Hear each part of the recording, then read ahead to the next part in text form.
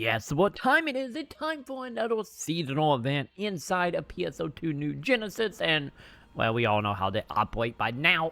But with that being said, we do once again have a new weapon series coming in with the Revolcoat?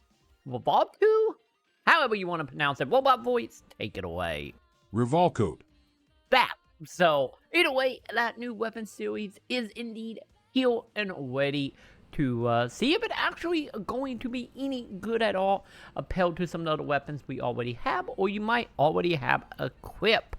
But before we hop into the breakdown, welcome back to your #1 stop for PSO2 New Genesis gameplay, how-tos, and of course, all that jazz. And I do want to give a very quick thank you to everybody over on patreon.com/Macon, twitch.tv/TroyMacon, and all the members here on YouTube. Thank you for the support, and of course a big thank you to 1K for supporting at the Lunar tier over on Patreon. Link in the description if you want to support the channel.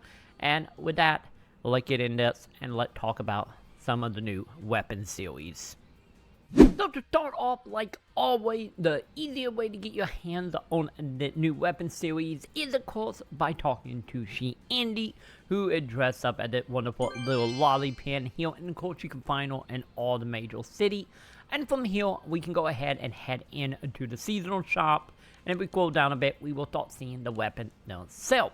So to start off here, the weapons are a 10,000 seasonal point, which by now, you guys probably know how to farm these pretty simply, but you can go ahead and get it that way. We have a few other ways we can get the weapons, which we will get to in a moment. But for now, as far as what the weapon itself is capable of, we do have ourselves not only a proximity to the weapon, but also we have the unit level all the way up to level 6, and it does come with 5 augments on it as well. So, as for the augment is concerned here, let's go ahead and go through some of the that we can go ahead and affect, as well as some of this you may want to replace, or maybe not. But nonetheless, to start off with the level 6, we do got a 26% to a potency, as well as a +10 to critical hit rate as well, and 10% to damage resistant. And then, of course, we got to get into some other augments here. So the main one of interest is the augment that is specifically tied to this event itself, which in return will go ahead and give us a 10% potency to all seasonal enemies that you're going to be fighting, right along with a +25 to critical hit rate and +30 damage resistant as well. And then, of course, we got all other augments here that is made up of +10 to HP, +4 to PP, and a potency +2 75%, as well as another -10 to AP, 2.5 to potency, 2.5 to potency of 4 increase, and 1.5 to damage resistant, while along with a mastery of 5. I'm bad with my Roman numerals, but I believe that a 5 for potency 2.5%. Potency for 2.5, and damage resistant 2.5, and then our last augment here that will go ahead and give us a +5 to AP, +3 to PP, and +1.5 to potency. And once again, you can get this as a now from Xiandy. But with that being said, let's jump into this and get into any more details of what you need to know about how that weapon actually stack up against all the other weapons in the game right now. So like always, we are looking at this over on Busy Phone. I will have a link down below so you can check that out for yourself. And we're going to be looking at katanas, since katanas, everybody loves katanas, right? As well as the stats themselves don't actually change between any of the weapons. But with that being said though, we'll do this stack up since this is a Rarity 8 weapon. And of course that weapon will require you to be a level 67 to start off.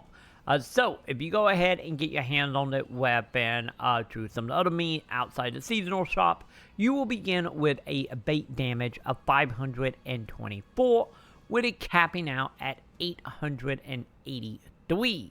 So, the big thing about it, as you can see, it actually better than, or almost as good as the gunboy weapon. Not quite, but still pretty decent for the most part.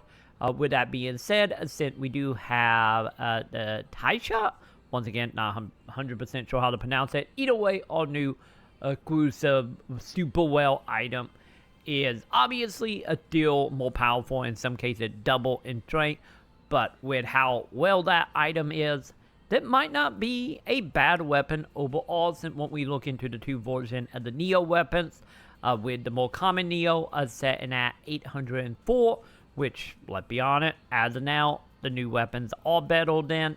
And then as for the Neo weapon, you can equate by turning in the shards and stuff. That is not that much powerful. It only have a roughly, roughly about 10, maybe 11 point more damage than the weapons. So, as you can see, surprisingly, the weapons are pretty on par for the most part with the Neo weapons. Give or take only a handful of points, and in some ways just straight up better if we talk about the default Neo here. So that might actually be worth your time, depending on what version of the weapons you got. But, and once again, if you have the Tisah weapon series, these are pointless for the most part, since for base damage, you're still leaps and bounds better. But as for getting your hands on these weapons, we gotta talk about, of course, how to do it.